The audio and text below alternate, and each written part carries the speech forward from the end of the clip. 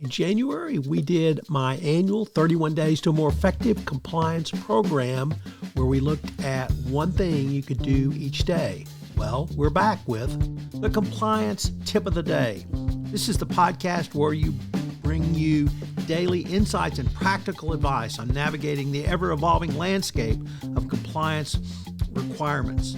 Whether you're a seasoned compliance professional or just starting your journey, my aim in this podcast is to provide you with a bite-sized, actionable tip to help you stay on top of your compliance game. In the chaotic world of 2025 and beyond, compliance will become even more important, and you staying on top of your game will help your company move forward. Today we consider assessing internal controls for your international business operations. How you should assess your internal controls regime for international operations.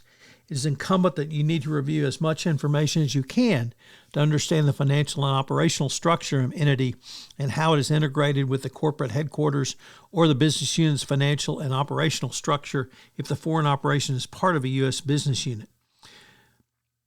Some areas of inquiry include the scope of your foreign operations. This means you need to understand or consider your sales model, whether it is employee-based or using third-party representatives.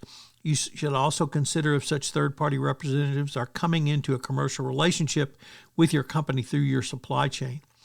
Other areas of inquiry should include whether your company's finance and accounting staff produce financial statements that are integrated into the parent's financial statements, whether your international business locations utilize a local bank for local sales receipts, as well as fund transfer from the U.S., and whether the account has local check signers and whether dual signatures are required on checks. You may also want to consider the extent to which a disbursement has been made in local currency, and of course, is there a local petty cash fund? As with many other areas around internal controls, it is important to consider the local DOA and whether it's consistent with your corporate DOA. Some of the considerations regarding local DOA should extend to which corporate or U.S. business unit approvals are required for transactions located locally, approved vendor invoices, disbursement of funds, including wire transfers, execution of facilities leases, execution of contracts with agents, and approval of pricing and credit terms to customers and distributors. You should consider how the sales of products are conducted. For example, is an inventory maintained at local operations for shipments to customers, or products drop shipped to the U.S. from the U.S. directly to the customer, or they drop ship to distributors for delivery to the ultimate customer. It's not necessary, another important area involves sales and compensation for the foreign business unit.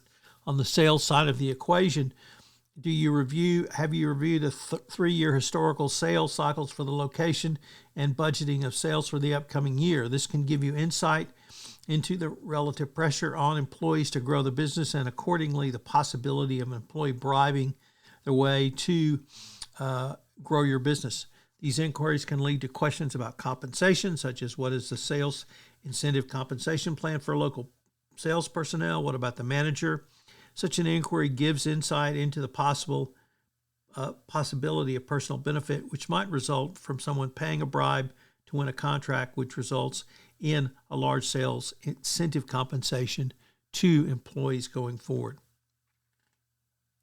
So you see many of the questions you ask but domestically are going to be asked internationally, but you need to focus on your understanding of the sales operations internationally, and there may be twists which you need to take into account. So what are the 3 key takeaways? Number 1, you must understand the financial and operational structure of your company and how that structure outside the U.S. is integrated into corporate headquarters. 2, are your financial statements and reporting systems integrated?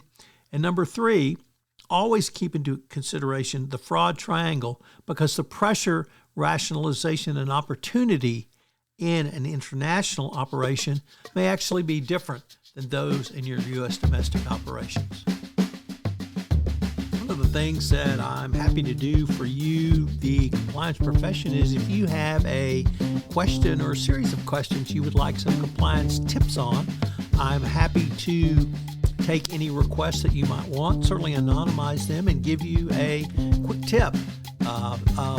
Either one quick tip or maybe a week's worth of quick tips. So if you have any tips you want about your compliance program, you can shoot me an email at tfox@tfoxlaw.com.